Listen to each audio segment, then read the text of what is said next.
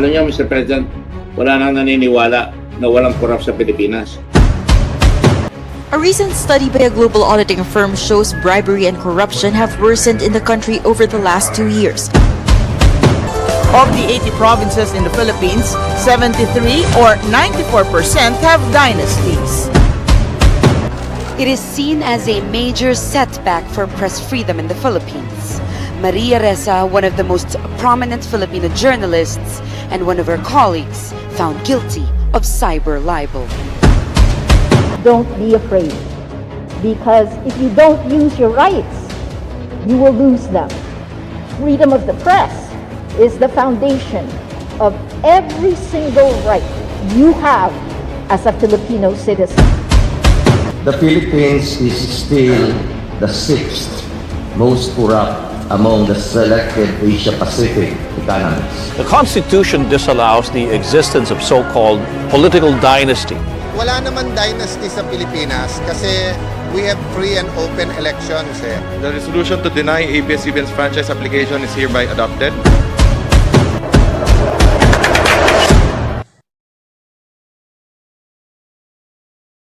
I am here today to talk about corruption. First and foremost, let us know what is corruption. Corruption is the deceitful behavior of people in the position of power.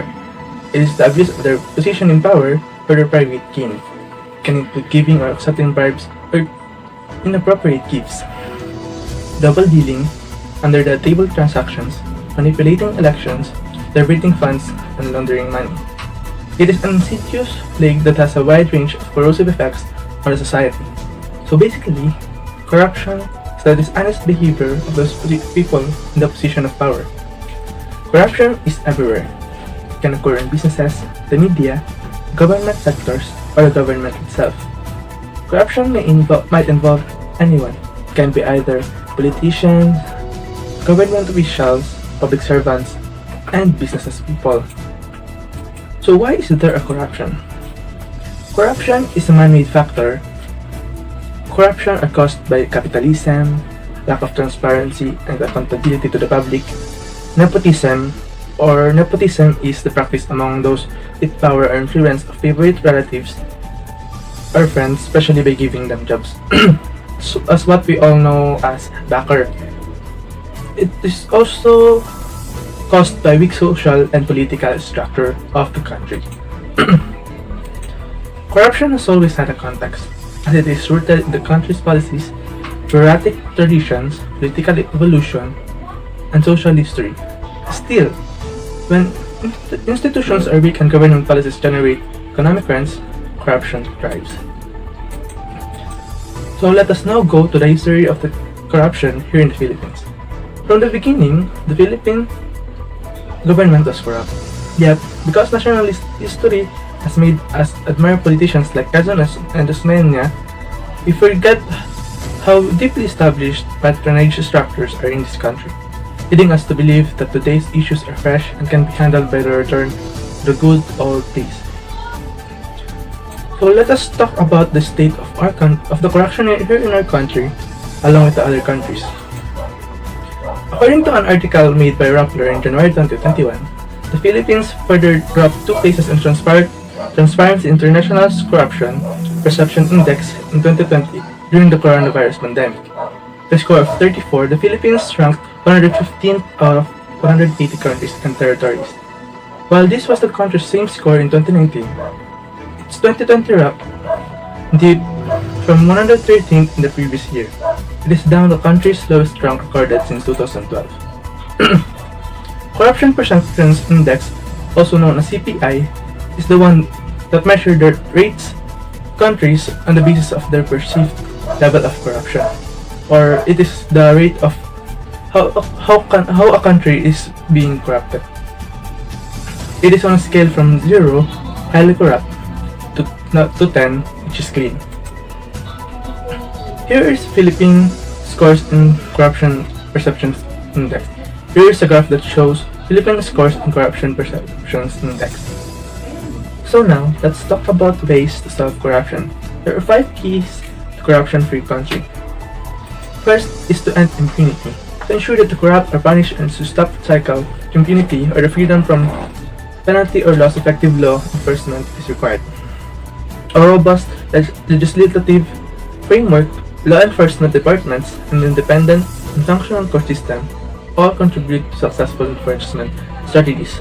There should be no one stronger than the law or above the law. Second is to reform public administration and finance management. Financial management reforms and expanding the function of auditing agencies have had a greater impact on reducing corruption than public sector changes. One such reform is the publication of budget information which reduces resource waste and misallocations. Strong auditory of funds and financial should be highly advised. Third is to promote transparency and access to information. There should always be transparency to the public. There should be an easy access to information on how our funds and finances are rotating in our country. Countries that have been effective in combating corruption have a long history of government openness, press freedom, transparency, and information access. Access to information improves the responsiveness of government agencies while also increasing citizens' participation in a country. Fourth is to empower citizens. A sustainable way to building trust between citizens and government is to strengthen individuals' desire for anti-corruption and empower them to hold government accountable.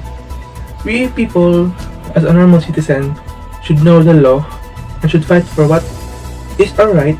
Now, let's talk about how we, in the current generation, can help solve this corruption. Address the tough issues. Corruption comes in a variety of shapes and sizes. It is increasingly providing less evident methods of draining resources from the system. While initiatives to reveal corruption masking ownership, arrangement freeze criticism, they should be pursued along with other efforts towards greater transparency. Leaders must have an open and honest conversation about how to reduce the negative effects of corruption on economic and political stability. This type of dialogue could aid in the development of much-needed trust among leaders from all industries. We should know how to talk with each other and interact with our officials to know the issues and help each other to solve this corruption. And last, we should fight for what is right. We should know how to fight against corruption. We should learn to speak up so that we won't be taken advantage of those people in a position of power. So together, let us say no to corruption. Thank you. Corruption is a cancer that steals from the poor. It's a way at governance and moral fiber and destroys trust.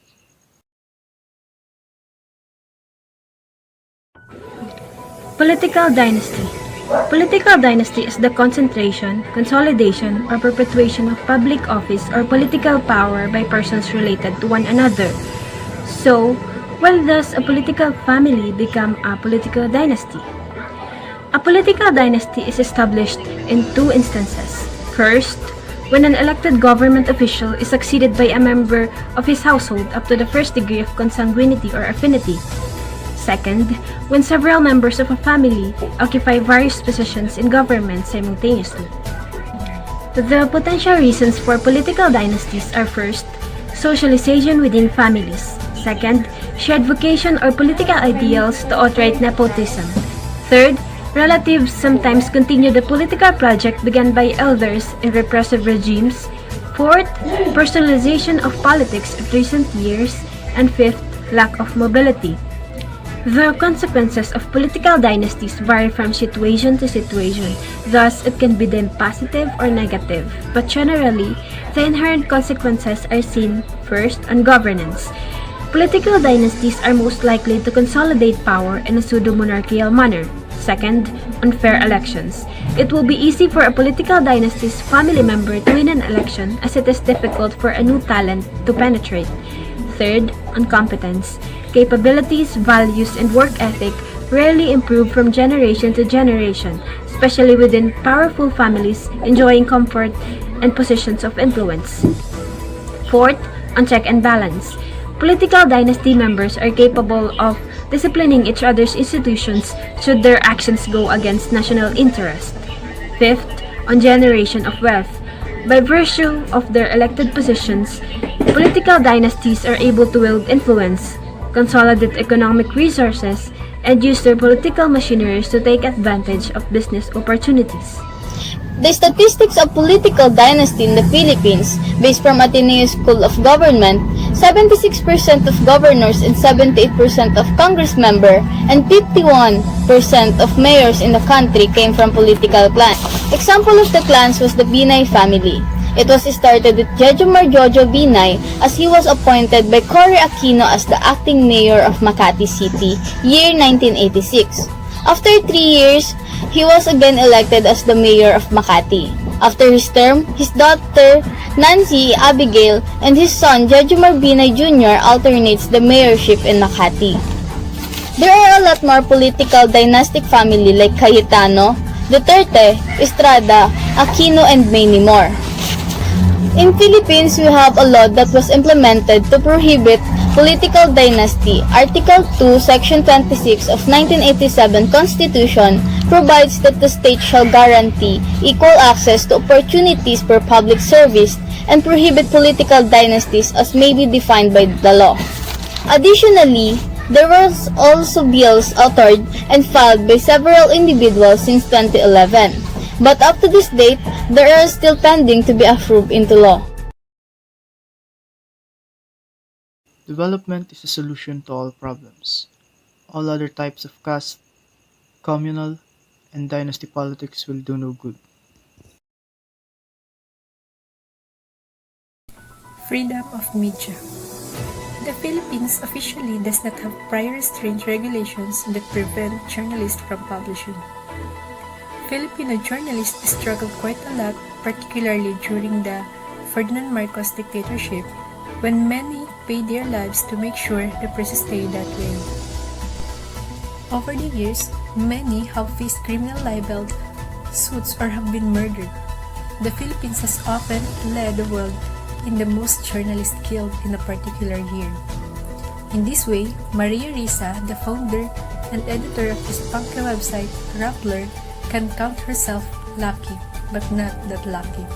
On December 3, Ms. Risa posted bail of about 1,500 after a court issued a warrant of her arrest.